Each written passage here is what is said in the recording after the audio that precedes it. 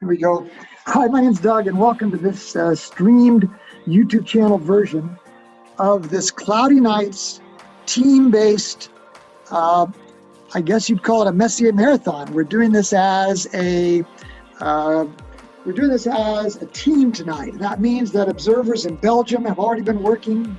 So far, we've managed to bag or capture 18 of the Messier targets already. And also we have teammates with us logged on already from UK and also from Italy. You guys could be seeing M33 coming in. Got 12 stacked. Yes. Yeah, okay. Coming in nice. That's awesome. I'll change your name to on the spreadsheet as well. Yeah, because doesn't look like Rolls put a paperclip to that. Yeah, I don't think anyone has really been clicking on the observed column. What I'll do is I'll go through that and just click on that for the moment while you guys are doing the imaging. It's about the only thing I can do at the moment. We're happy to have you doing it, brother. So for everyone in YouTube world that's watching this is these are 8-second frames that are being live stacked using a program called SharpCap. The controls, as you see, allow us to change exposure times, gain, color balancing, and stretching the histogram, which brings out the faint details that you normally would not be able to see, obviously, with an eyepiece in real time. So that's another thing for the folks in the YouTube world. This is EAA, which stands for Electronically Assisted Astronomy. We're not into astrophotography, which is long exposure and lots of post processing with applications like PixInsight and Photoshop and whatnot. This is straight up what you see is what you get, and you're looking more as an observer rather than an astrophotographer. Especially tonight when it's a marathon to capture 110 images. You're going for quantity, not quality. Yeah, exactly. Right. All right, so I'm going to save this as is. We've gone about 4.5 minutes, 34 stacked frames, and we'll move on. Good. So that's Triangulum, one of our bigger objects in the sky. As a matter of fact, 10, I believe, is visible with the naked eye if you have good vision and are viewing from a dark sky site. Yeah, no problem. For everyone on YouTube world, I can't do it in the Sky Safari voice, but I'll do my best. Messier 79, also known as M79 or NGC 1904, is a globular cluster in the southern constellation of Lepus. I think Lepus is the rabbit. The rabbit, that's correct. Right. It was discovered by Pierre Messier. Apologies to all my French people who may be watching. Oh, that's perfect. I'll let you carry on with the Great Orion Nebula before it disappears completely. M42 is everyone's favorite. I typically target the star that's just to the south of the trapezium, just to get it a little bit more centered in my camera's field of view tends to like that more than going right for the trapezium. You still get M43 for the ride, since it's just to the north there. Let's see what we got. There's a comment on YouTube from Joel saying all the images are looking good so far. Great. That's nice of Joel. Let it go for a little while longer. I'll take it off the spreadsheet for you. Yep. So it should be at about 2 o'clock on that image, right, Frank? Yeah, right between 1 and 2 o'clock. Yeah. That's correct. You can. It's going to be hard to see, through remote connections and the compression and whatnot. But it's right there. Yeah, here. there's 2 galaxies to the right, and then 2 o'clock. Yep, good. It's nice. Jeff, I don't know if you're listening. We seem to have lost your feed, you're showing the cow back with you now. Oh, I'm still here. I turned my video off. I was eating pizza. No, sorry, Doug. Apologies. It's Yes. getting too late for me. Doug, it looked like you had your camera switched to the external one rather than the That's right. screen I was share. I was just looking at the telescope for a second to see where I was pointing.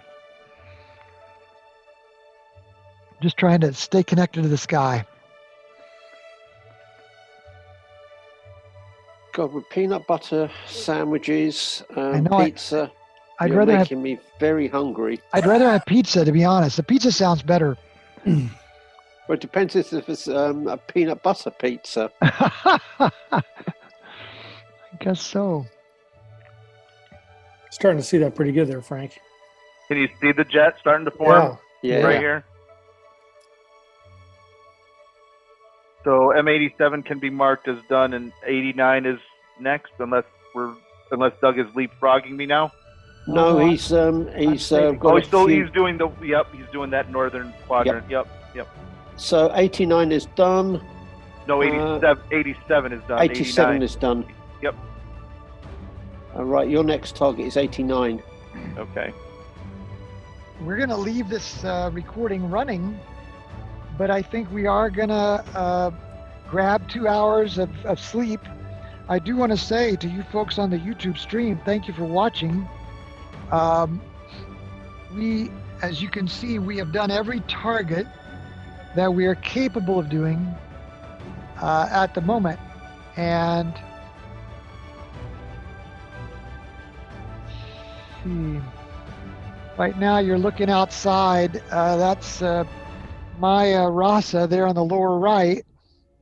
And it's kind of a grainy, noisy sky view up in the upper left.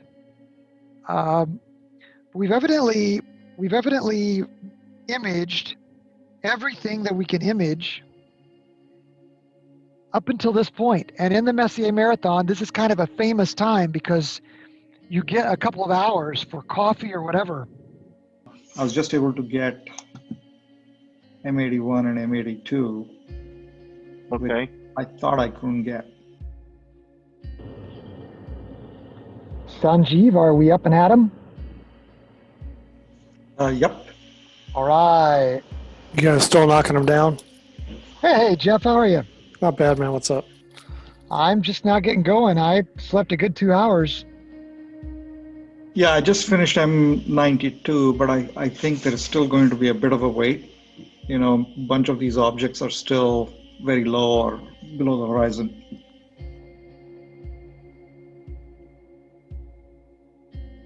Mm-hmm.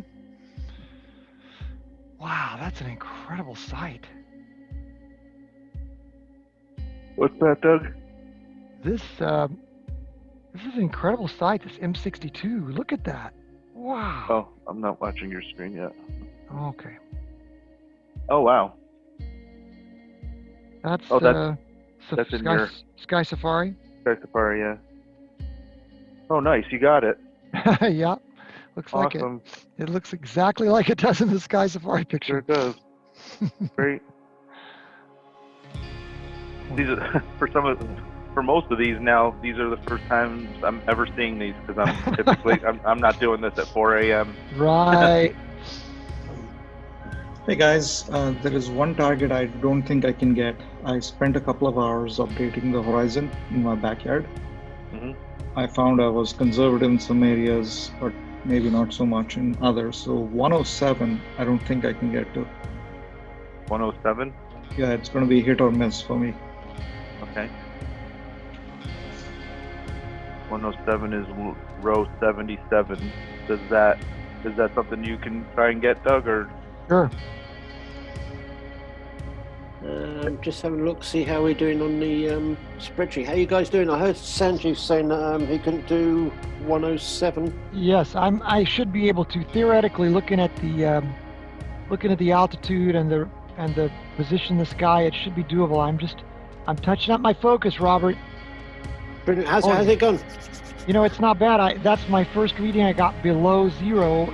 So if I can just get it plus or minus on either side of 0. I think I'm going to call it a day and get over to M107.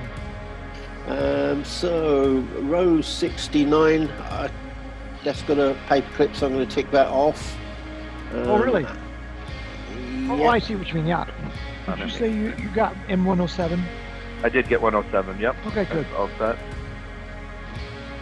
Pretty fun, guys. It feels like we're ahead of the game, waiting on the sky. Yeah, we're waiting for things to come to us. Yep. Uh-huh. Row 101. Yep. Downwards. So Yep.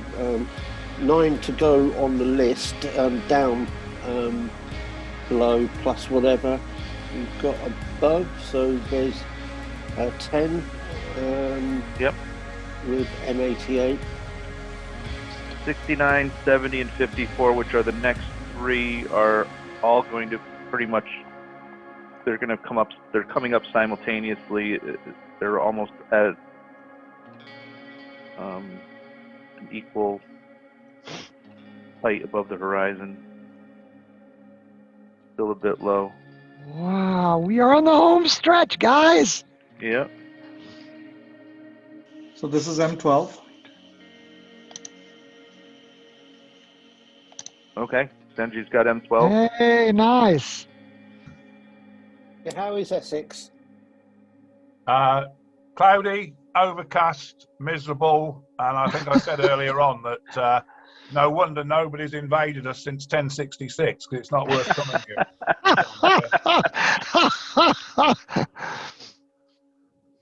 Hey, guess what, guys? I have got M69. Awesome. Hi, my name's Doug, and I guess the task fell to me to try to mix this 15-hour video down to something shorter that would be more convenient for you to watch.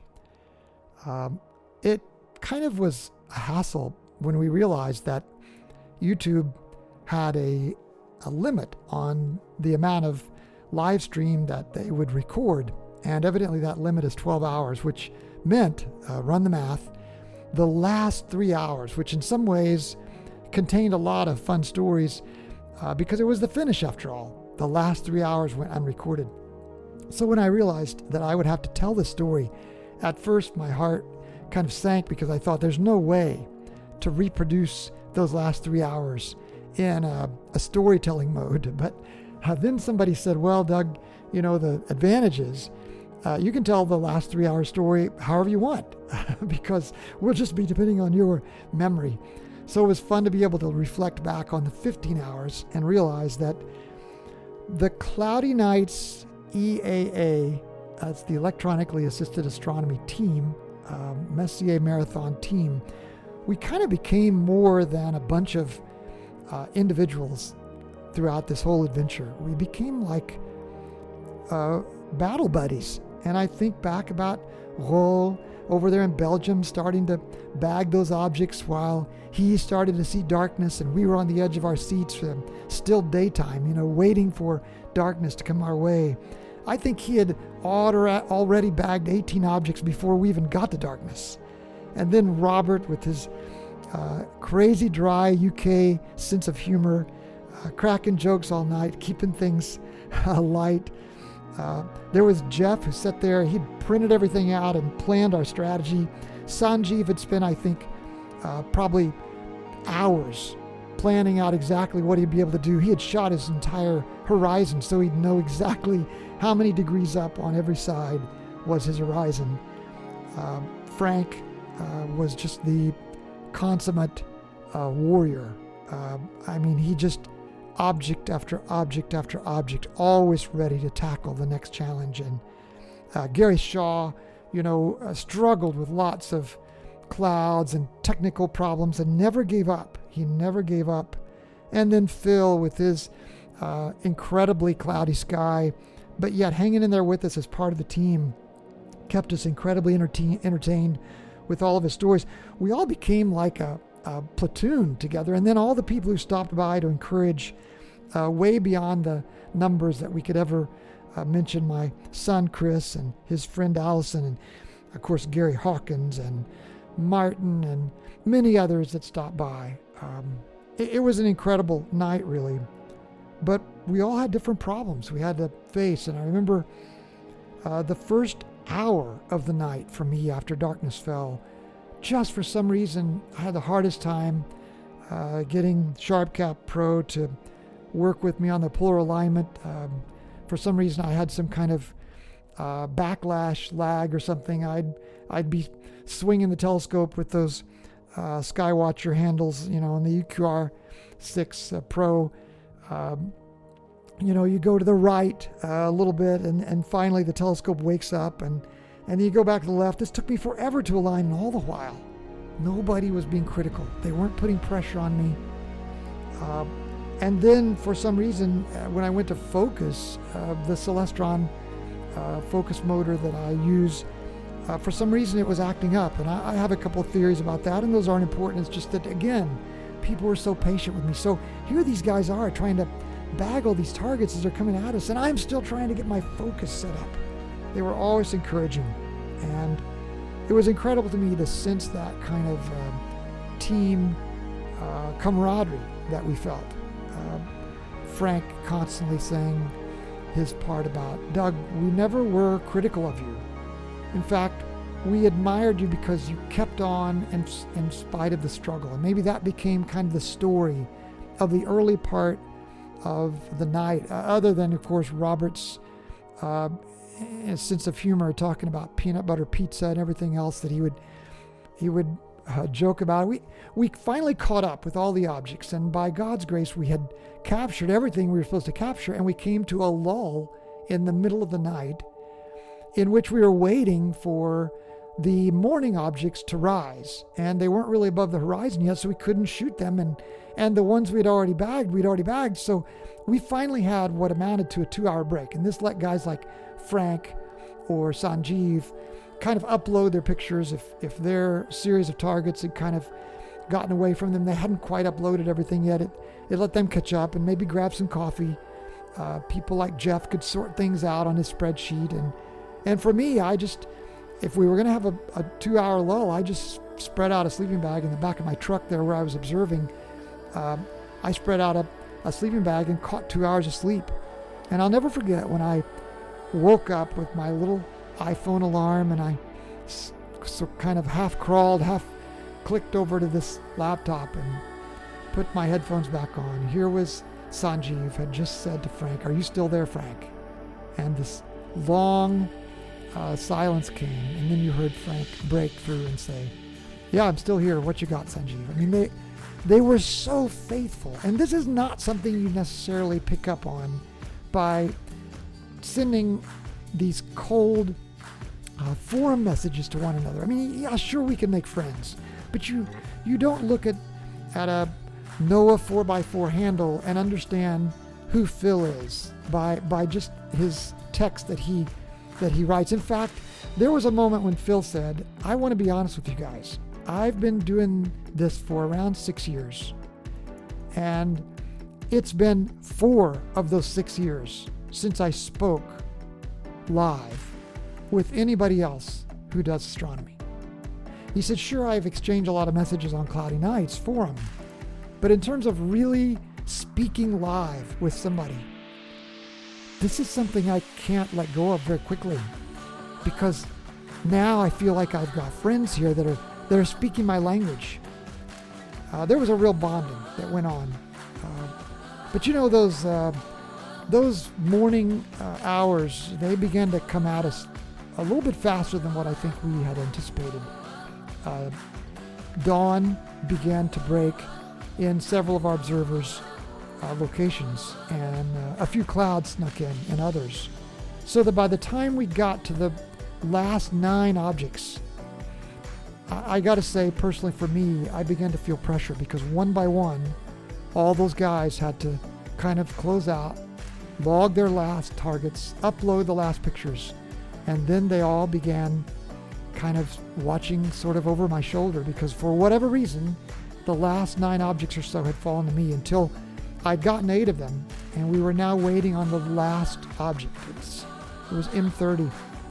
Man, I began to feel this horrible pressure when I realized if my telescope was correct and if my mount was accurate, what I was looking at was the side of the prayer center and atrium on our property of our organization. It was the side of a building, in other words. And as the sun just began to sneak its rays up over the horizon and light, began to flood the place, and the darkness turned into morning, and we were looking at sunup. And so far, my telescope was just looking at the side of a building. I had set up about 40 feet from what would have been the perfect place to be able to catch M30, Messier 30, just as it came up over the horizon. So then my mind started racing. Should I run out there and literally pick up the scope and move it 40 feet farther to the west so I could pick up this object? But then these horrible, horrible nightmares of polar alignment started flooding in my mind, and there was not even a Polaris left. You couldn't see the North Star anymore because of the morning dawn. So I wouldn't be able to polar align. It would be guesswork.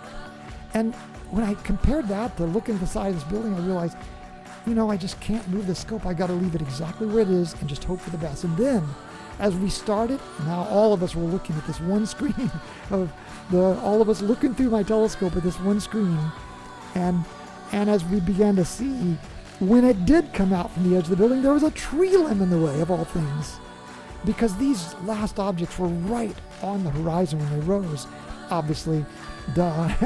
And this tree limb was going to be in the way. So here I go with different objects that had straps on them, and I'm running out of my truck, and I'm hanging these objects on this tree limb, trying to get it to bow down enough so that when the M30 did come out from the side of the building, the tree limb wouldn't be in the way. And here's, Robert making jokes about the facility manager is going to be on my case because I, broke this limb of this tree or whatever. And it was a riot. It really was. I got back in the truck, and it looked like finally the tree limb was out of the way. And now the edge of dawn started showing, as you know how the telescope tracks with the object. Well, it's tracking, but there's no object because I'm literally looking at the side of a log structure building.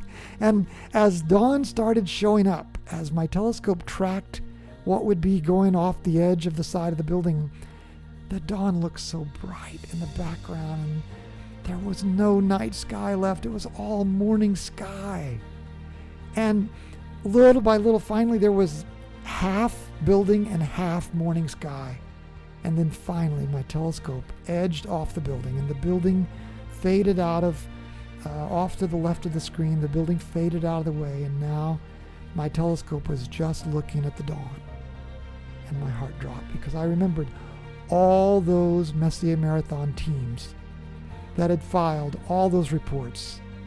109 objects, everything but M30. We lost M30 in the morning sunlight. 109 objects, everything but M30. I mean, you can go down the page and see one group after another not able to bag M30. And I thought, that's not the worst thing. We still get to log that we did the Messier Marathon. But it just wasn't the same as being able to get all the objects. And I kept thinking, all these guys are depending on me. My equipment failed so much in the early of the night. Please, Lord, I began praying. Please let it deliver right now.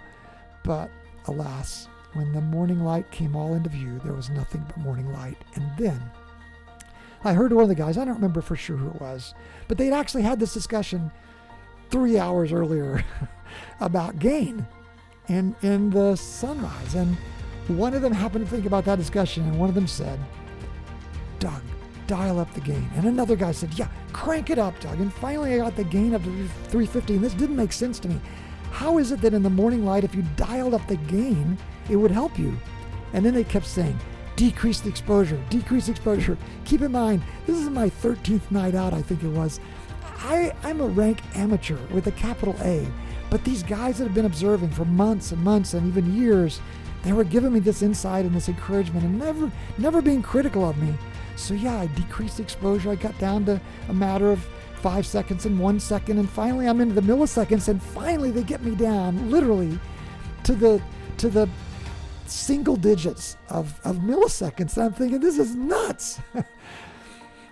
And then when I cranked it down, I think it was to 0.5 something. I don't remember the exact decimal, but that that I will never forget that sight, because right as that live, this wasn't stacking anymore, this was live frames, as that live frame popped onto the screen, there in the middle of the screen was a globular cluster. Now thankfully M30 is bright enough that even with these tricks and this equipment, M30 is bright enough that it showed up in the morning light.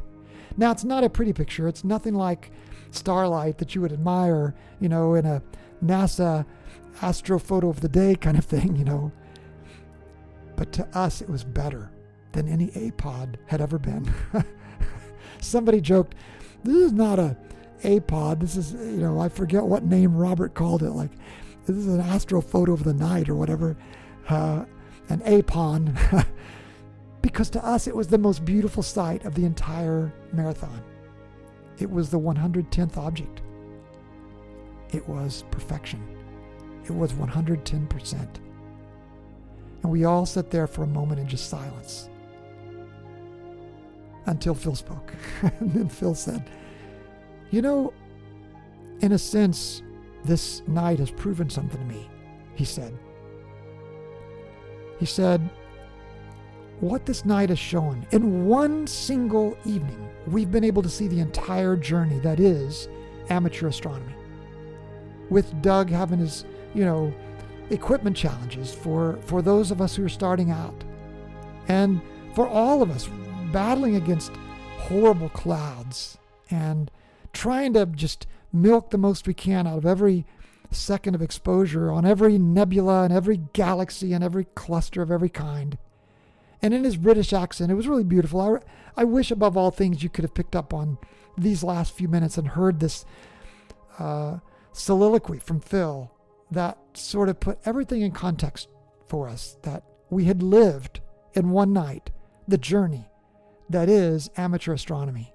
And now we just sat there like a bunch of crazy people admiring this horrible picture of the morning light and the faint image of this globular cluster disappearing into the dawn as we watched it, and we realized this is what it's all about. It's about coming together after something that had driven us all apart. And yeah, we worked as a team in a very unique way. We weren't on some mountainside, on some, the side of a hill in Alabama. We were sort of brought together by technology and this crazy Zoom stuff and streaming to YouTube and all of our laptops and OTAs and mounts that we were depending on, and these cameras, that'll try to milk every last photon that's been coming to us for literally millions of years. And in a sense, it sort of showed to Phil that there was a certain creative genius and a certain kind of a faithfulness that never gave up. And ultimately, for me, it was also a sign of something even grander than humanity itself. It was a sign of the beauty of the Creator that had made all these objects for us to admire. And all night long, you could hear in our voices sometimes saying, wow, look at that. You could hear us admiring creation, and what a beautiful thing it was. For me, on a personal journey, I just had to give thanks to the Creator, because I realized, you can explain away everything you want about how stars are formed, but ultimately when you pin down all the cosmologists and everybody who's trying to explain the origin of everything, and you can say, but where did that come from? But where did that come from? And he finally gets back to stardust, and you say, well, where did the stardust come from? And the cosmologist shrugs and looks back at you and says, well, it was just there. Or maybe she says, well, we don't exactly know yet. For me, in these moments of dawn, when all of us were gathered around this one laptop, so to speak, virtually, and we were all looking at this one screen, kind of all working together to bring this out, I realized ultimately we all depend on the Creator to make all this stuff for us. And the creative genius that the Creator showed in forming it in such a way that we kind of have to hunt for it. And yet when we hunt for it, it's there like Easter eggs. They're like Easter eggs up there in the night sky for us to find and admire. And I felt like, in a sense, this night was like one big dedication to the creator, the being that made that original stardust for us to admire. And I loved it. And when we saw M30 kind of disappear into the sunlight and the morning was over, it was hard for us to come down off that, frankly. I started putting my gear away, but I didn't turn off the stream, and we talked together for the next hour and a half just because we could.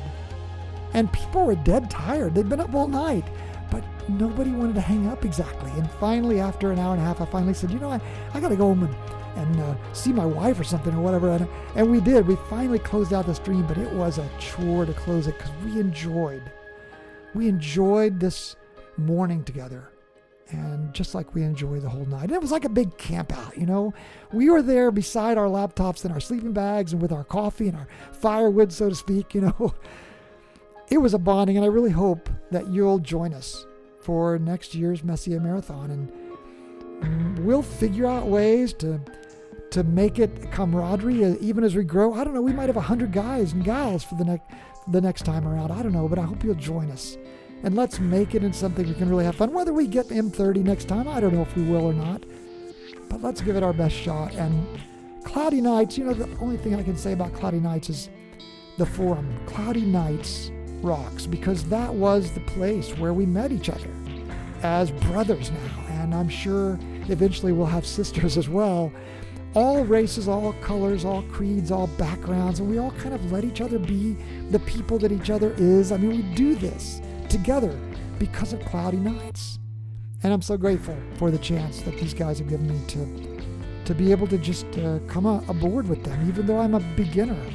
And I wish you could have heard those last 3 hours in reality, but in a way, being able to tell the story is part of the fun. So thanks a lot for listening, and hope you have a really great day, and we look forward to seeing you on the next Cloudy Nights team-based electronically assisted astronomy Messier Marathon experience. God bless. Good night.